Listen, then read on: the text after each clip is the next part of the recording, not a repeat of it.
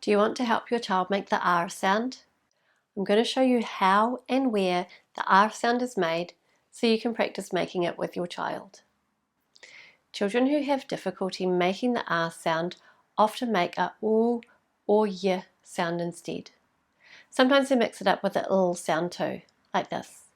One, yan, lun. It's good to describe the R sound to your child as a first step. I call the R sound a long sound.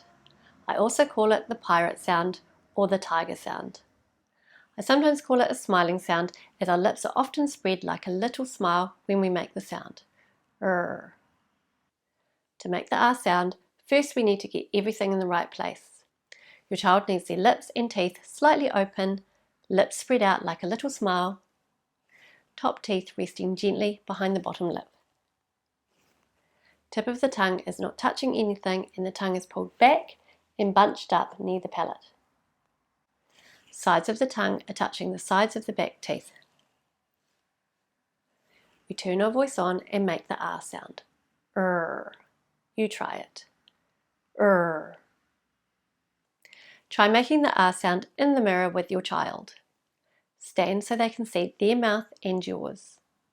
You can mix it up with some other speech sounds and some silly sounds like blowing raspberries or making funny faces to keep it fun and light.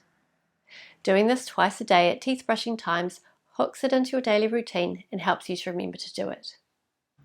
If you'd like more structured support with helping your child make the R sound, check out my R sound course at speechteacher.co.nz.